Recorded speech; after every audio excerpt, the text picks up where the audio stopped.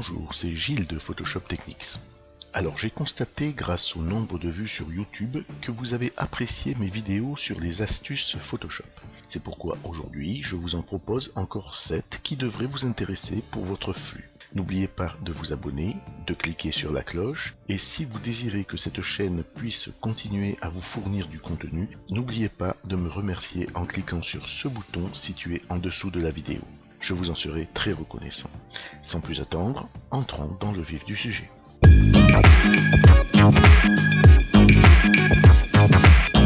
Ici, nous voulons associer cette publicité à cette feuille de papier. Sur l'image Publicité, nous sélectionnons et copions cette image par CTRL A, puis CTRL C. Nous nous rendons dans l'image Papier et nous tapons CTRL V. Nous voyons qu'elle est un petit peu trop petite par rapport à la feuille, nous l'agrandissons avec CTRL T. Nous allons la modifier avec l'outil Torsion afin de placer les 4 bords aux 4 bords de la feuille. Celui-ci, ici, celui-ci, ici, et ainsi de suite.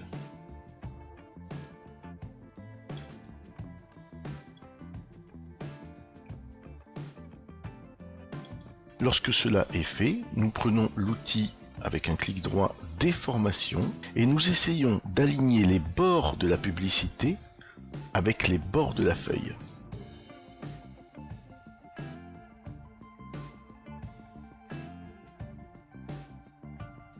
On appuie sur Entrée et le tour est joué. Simple, non ?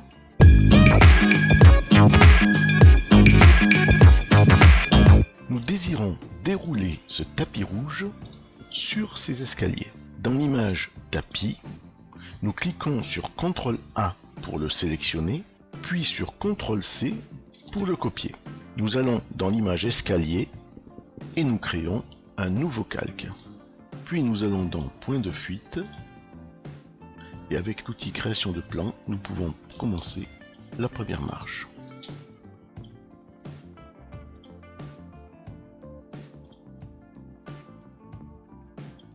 Nous appuyons ensuite sur CTRL et avec le point du milieu, nous pouvons étendre le plan. Nous relâchons le clic, puis nous recliquons et nous pouvons continuer jusqu'en haut de l'escalier.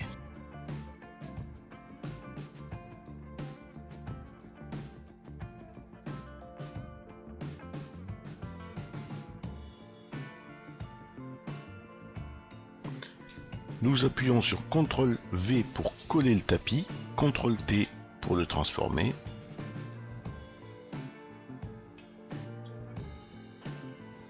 Et nous l'ajustons comme nous désirons.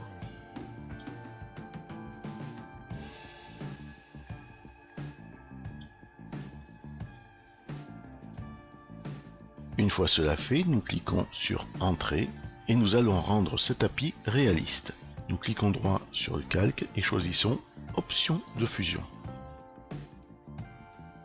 Dans la partie Comparaison sur et dans le calque du dessous, nous allons appuyer sur Alt pour diviser ce curseur et amener vers la droite pour faire ressortir le foncé des contre-marches.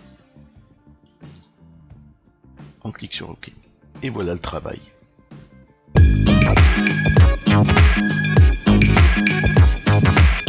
Nous voulons supprimer le ciel dans cette image. Il serait impossible d'y arriver avec l'outil sélection rapide ou même l'outil plume. Nous allons nous servir ici des couches. Nous allons dans l'onglet couches. Si vous ne le voyez pas, vous pouvez le faire apparaître en allant dans Fenêtre, couches. Nous cliquons successivement sur la couche rouge, la couche verte et la couche bleue. Nous recherchons celle qui possède le plus grand contraste entre le fond, le ciel et les branches. Incontestablement, nous pouvons constater qu'il s'agit de la couche bleue. Nous la copions en la glissant vers le bouton Nouvelle couche. Puis, pour accentuer encore le contraste, nous appelons le menu Image, Réglages, Niveau et nous rapprochons le point blanc et le point noir du centre, sans exagérer, car sinon nous perdrions du détail dans les feuilles. Nous appuyons sur OK. Nous cliquons sur le bouton Sélection. Cela sélectionne les parties claires de l'image. Mais nous désirons sélectionner les parties sombres de la couche. Il nous suffit alors, avec l'outil de sélection rapide actif, de cliquer droit sur la feuille et de choisir Intervertir. Nous retournons sur la couche RVB, puis sur l'onglet Calque. Il ne nous reste plus qu'à créer un masque de fusion ici afin de supprimer le ciel. En zoomant, vous pouvez vous apercevoir que le ciel a totalement disparu en quelques clics. Photoshop est magique.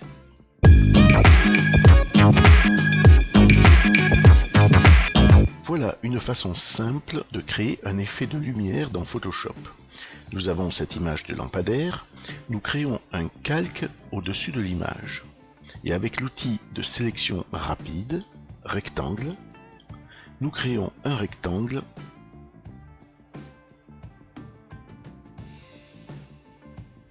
à peu près comme ceci.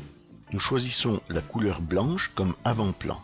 Puis avec l'outil dégradé, nous choisissons le dégradé premier plan transparent, donc blanc et transparent, et le mode dégradé linéaire. Nous ramenons le curseur étape de dégradé aux alentours de 25. Nous cliquons sur OK et nous créons le dégradé de bas en haut. Nous désélectionnons le rectangle par CTRL D et avec la commande de transformation CTRL T, nous cliquons droit en plein milieu et nous choisissons torsion. Nous arrangeons le faisceau pour qu'il semble venir du lampadaire.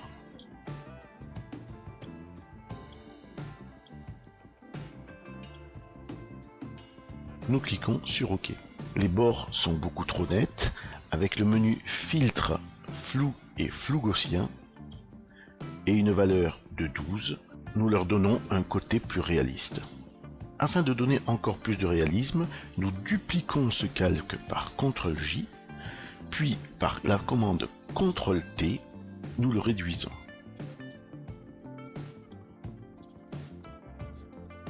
Nous fusionnons les deux calques, clic droit, fusionner les calques, nous rajoutons une correction sélective et dans les couleurs blanches, nous rajoutons un peu de jaune. Un petit peu comme ceci. Afin de créer une atmosphère un peu plus nuit, au-dessus du calque lampadaire, nous rajoutons une correspondance de couleurs et nous choisissons l'effet Night from Day. L'effet est réalisé. Si vous trouvez que cela est un petit peu trop fort, vous pouvez toujours réduire l'opacité.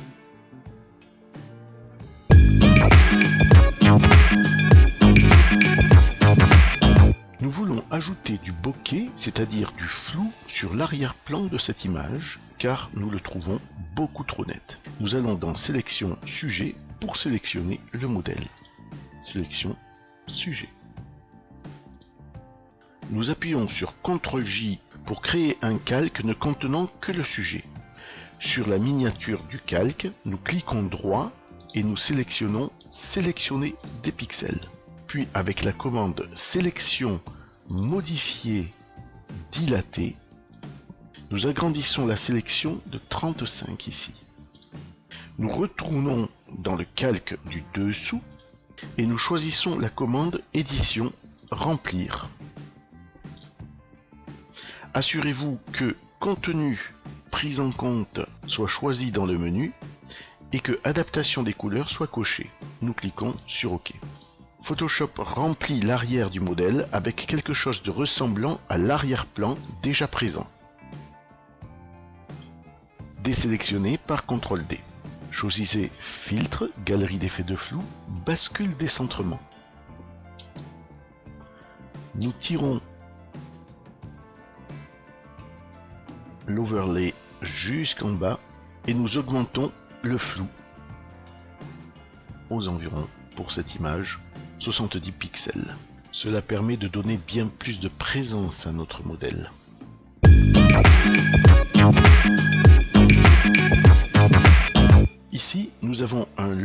glaçons et une rondelle de citron vert. Nous voulons que celle-ci apparaisse de façon réaliste derrière les glaçons. Nous déposons la rondelle sur l'image.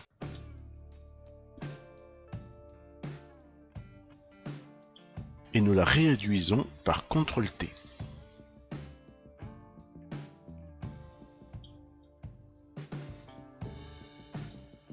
Puis nous appelons les options de fusion par clic droit sur le calque et nous allons encore ici utiliser ce formidable outil qu'est la comparaison sur. Je vous rappelle que j'ai, il n'y a pas longtemps, fait une vidéo complète sur ce puissant outil. Je vous laisse aller la regarder, vous en apprendrez beaucoup sur cet outil. Revenons à notre rondelle de citron.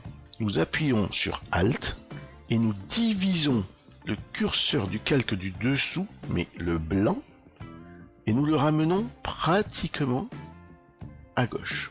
Puis nous déplaçons le reste du curseur très légèrement sur la gauche. Nous cliquons sur OK. Nous pouvons le déplacer. Nous voyons bien de façon réaliste à travers les glaçons. Bon apéro!